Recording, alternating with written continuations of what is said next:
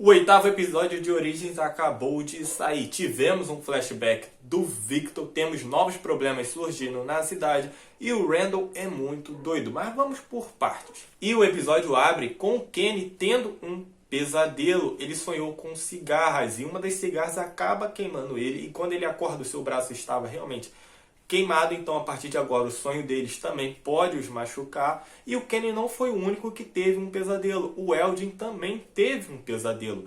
Ele sonhou que estava sendo afogado e quando ele acordou ele começou a cuspir água. Tanto o Kenny como a Marielle e o Eldin tiveram um pesadelo desde os eventos do episódio anterior. E durante o sonho do Kenny, o telefone acaba tocando. E quando o Kenny atende, uma voz faz uma rima. Eles tocam, eles quebram, eles roubam. Aqui ninguém é livre. Aí vem eles. Eles vêm atrás de três, a menos que pare a melodia. Esses três podem estar se referindo aos três personagens que tiveram pesadelo. No caso, o Eld, o Ellis e a Marielle, que alguma coisa possa estar vindo atrás deles.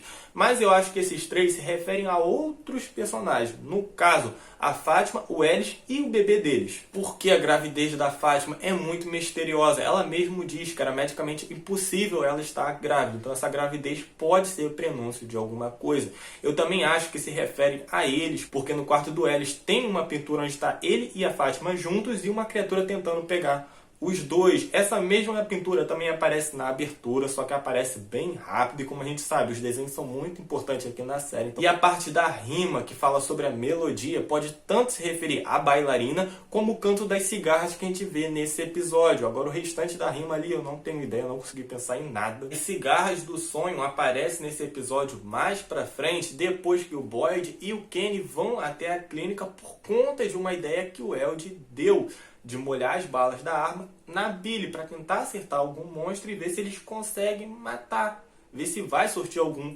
efeito. E eles foram até a clínica por achar que tinha pouca Billy. E essa ideia do Eldin é boa, porque dá para os personagens testarem uma certa distância segura, sem correr risco de chegar muito perto de algum monstro, e vamos ver o que vai sair disso, se realmente vai dar certo ou não. E quando os dois chegaram na clínica e foram ver o corpo do monstro, ele estava coberto de cigarras, as mesmas cigarras que o Kenny viu no seu sonho. E talvez a pessoa com quem o Kenny falou no seu sonho, a que fez a rima, talvez fez isso para tentar ajudar eles. Talvez seja a mesma pessoa que o Jim conseguiu contatar no final da primeira temporada. Essas cigarras podem ser o que estava dentro do Boyd, porque lembra que no episódio anterior o Kenny estava com receio do que poderia sair de dentro da criatura, do corpo da criatura, depois que a Chris abrisse, depois do que o Boyd passou, sabe-se lá o que ele tinha para o monstro. Lembra que ele estava com receio? E eu acredito nisso porque as cigarras têm um ciclo de vida muito característico dela, dividido em três fases, e eu fui pesquisar. A primeira fase é o momento que são ovos, a segunda fase já são consideradas ninfas ou cigarras jovens e vivem debaixo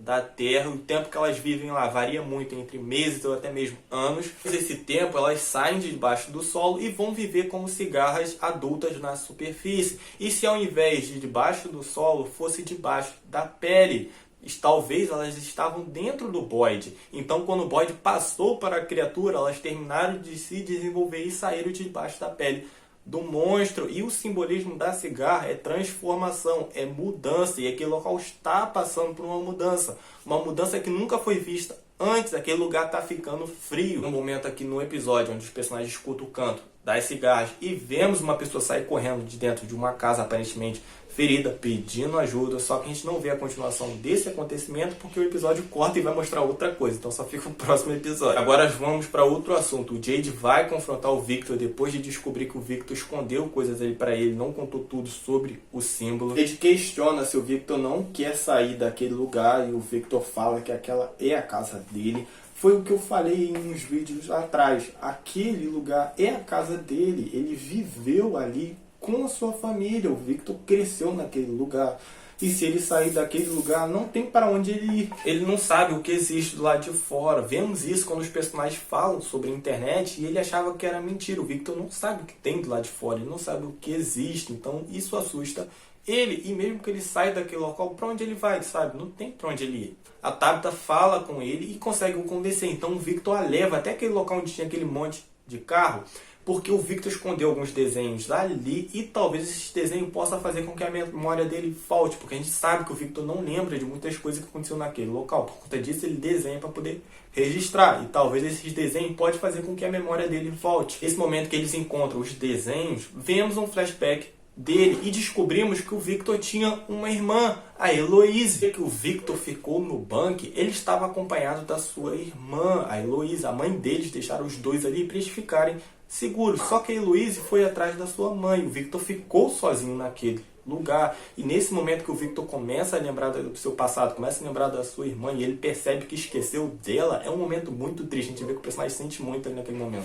Uma observação aqui, esses desenhos que eles encontram não eram do Victor, e sim da sua irmã, da Heloise. Só que a gente só fica sabendo depois que o Victor recupera as memórias. Em um desses desenhos tinha um farol, deve ser o mesmo farol que vimos no final da primeira temporada, e o Victor fala que sua mãe foi até aquele local para tentar libertar as crianças, e eu acredito que essas crianças que o Victor se refere são as mesmas que a Tabitha vê, que ela morre de medo. Então, esse tempo todo as crianças estavam tentando pedir ajuda, só que como a Tabitha morre de medo delas, ela não para escutar o que elas têm para dizer. E os últimos acontecimentos envolvem o Randall. O Jim e o Randall tentaram fazer aquele lance com o drone de levar a antena de rádio o mais alto possível, só que não conseguiram.